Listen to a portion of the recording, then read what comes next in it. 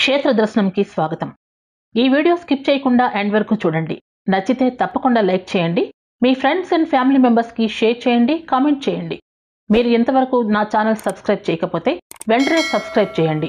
పక్కనే bell button click చేసి activate చేసుకుంటే నేను చేసే ప్రతి వీడియో మీకు నోటిఫికేషన్ ద్వారా తెలుస్తుంది. ప్రతి దేవాలయంలోనూ ప్రతి పుణ్యక్షేత్రంలోనూ దేవునికి ఎదురుగా గంట కనిపిస్తుంది. ఎంత చిన్న దేవాలయమైనా సరే ఈ గంటను ఖచ్చితంగా ఏర్పాటు చేస్తారు. దీనిలో భాగంగా ఒక్కో సంప్రదాయానికి ఒక్కో విశిష్టత ఉంటుంది.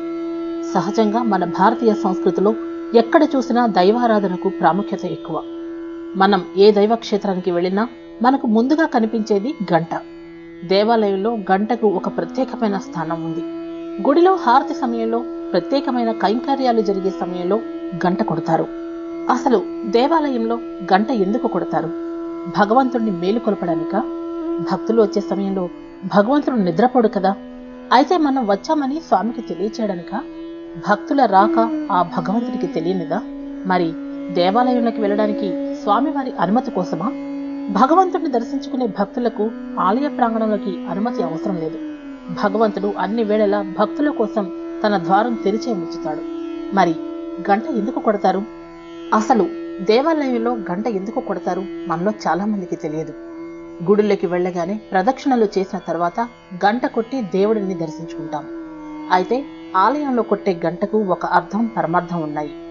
దేవుని ముందు గంట కొట్టడం వల్ల ఆ ప్రాంతంలో ఉన్న దుష్ట శక్తులను, వ్యతిరేక కిరణాలను దూరం చేస్తుంది. అంతేకాకుండా దేవుడి ముందు తమ కోరికను చెప్పుకుని గంట కొట్టడం ద్వారా ఆ కోరిక నెరవేరుతుందని భక్తుల నమ్మకం. గంట మోగించడం వల్ల సకల శుభాలు జరుగుతాయి. ఇళ్లలో కానీ దేవాలయాలలో కానీ హారతి సమయంలో గంటను మోగిస్తే మనసుకు ప్రశాంతంగా ఉండి ఆధ్యాత్మికత వైపు మళ్లిస్తుంది. గంట యొక్క మరో ప్రత్యేకత ఏమిటంటే గంట సకల దేవతా స్వరూపంగా భావించి ముందుగా గంటను కొడతారు. గంటలో ఒక్కో భాగానికి ఒక్కో ప్రత్యేకత ఉంటుంది. గంట నాలుక భాగంలో సరస్వతీదేవి కొలువై ఉంటుందని, ముఖ భాగంలో బ్రహ్మదేవుడు, పొట్ట భాగంలో రుద్రుడు, కొన భాగంలో వాసుకి, పిడి భాగంలో గరుడ, చక్ర, హనుమ, నందీశ్వరుడు ఉంటారట. హారతి సమయంలో అందరి దేవుళ్లను ఆహ్వానిస్తూ గంటను మోగిస్తారు. అందుకే హారతి సమయంలో కళ్ళు మూసుకోవద్దని పురోహితులు చెబుతుంటారు. ఆలయ గంట కేవలం సాధారణ లోహంతో తయారు కాదు. సీసం, రాగి, cadmium, zinc, nickel, chromium, manganese వంటి లోహాల కలయిక. పూజ చేసేటప్పుడు గంట మోగించే సమయంలో ఆగమార్థంతు దేవానాం గమనార్థంతు రాక్షసాం కురువే ఘంటారావం తత్ర దేవతాహ్వాన లక్షణం అంటూ జపించాలి. ఇకపోతే గంట మోగించినప్పుడు దాని నుండి ఓం అనే శబ్దం వినిపిస్తుంది. ఈ ఓంకార నాదం వినడం వల్ల మనుషులో ఉన్న చింతలు, సమస్యలు తొలగిపోయి మనసు ప్రశాంతంగా ఉంటుందని చెప్తారు. అందుకే దేవాలయాలలో గంట మోగించడం శుభధ్వనిగా పరిగణించబడుతుంది.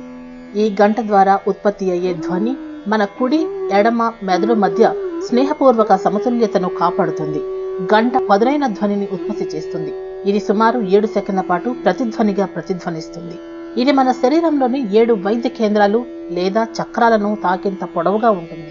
గంట కొట్టడం అన్ని ఆలోచనల కదలికలను తక్షణమే నిలిపివేస్తుందని, సహజమైన అవగాహన స్థితిని సృష్టిస్తుందని నమ్ముతారు. అందుకే ఇక ముందు మీరెప్పుడు దేవాలయానికి వెళ్ళినా గంట కొట్టడం మర్చిపోకండి. మరో మంచి టాపిక్తో క్షేత్ర దర్శనంలో మళ్ళీ కలుద్దాం.